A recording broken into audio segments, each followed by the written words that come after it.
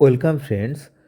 আপনি যদি আংশিক শিক্ষক হন, অর্থাৎ পার্ট টাইম শিক্ষক, তো আপনার জন্য এই গুরুত্বপূর্ণ বিষয়টি সামনে আনা হয়েছে। তো কি বিষয় আমরা দেখব? কারণ হচ্ছে, আপনারা জানেন যে প্রত্যেকটা স্কুলেই প্রায় কিন্তু এই আংশিক শিক্ষকরা রয়েছেন এবং কোনো কোনো স্কুলে একাধিক আংশিক শিক্ষক রয়েছেন। কিন্তু এই মুহূর্তে তারা একটি সমস্যায় পড়েছেন। কি বিষয় আমরা একটু দেখে নেব। দেখুন, পরিচালন সমিতি ভাঙায় সমস্যা আংশিক শিক্ষকদের। আপনারা জানেন যে পরিচালন সমিতি কিন্তু ভেঙে দেওয়া হয়েছে সব স্কুলে নতুন সরকার গঠন হওয়ার পর। তো ব্যাহত হতে পারে, ক্লাসও কিন্তু ব্যাহত হতে পারে। কি বিষয় উঠে আসছে দেখুন, যে রাজ্যে সরকার পোষিত স্কুলগুলির পরিচালন সমিতি ভেঙে প্রশাসক নিয়োগের পর নতুন সমস্যার মুখে আংশিক সময়ের শিক্ষকরা।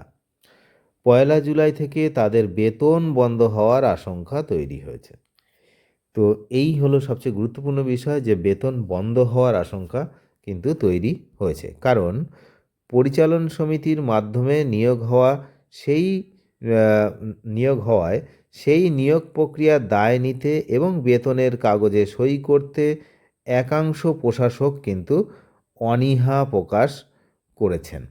বুঝতেই পারছেন।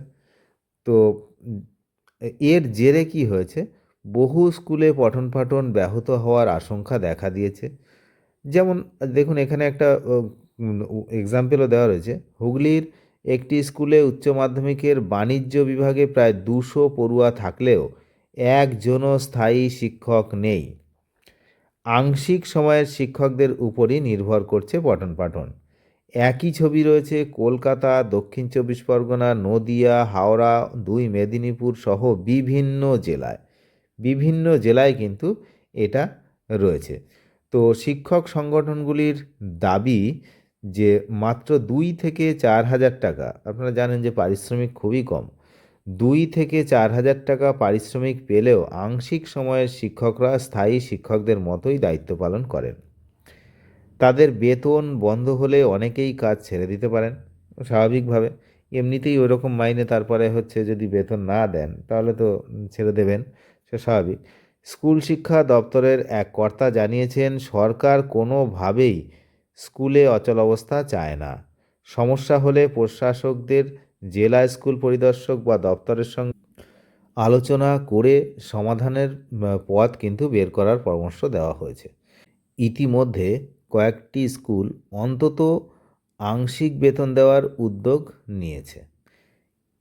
এদিকে প্রবল গরমের জেরে পড়ুয়াদের মধ্যে সচেতনতা বাড়াতে পোস্টার প্রতিযোগিতারও আয়োজন করা হয়েছে।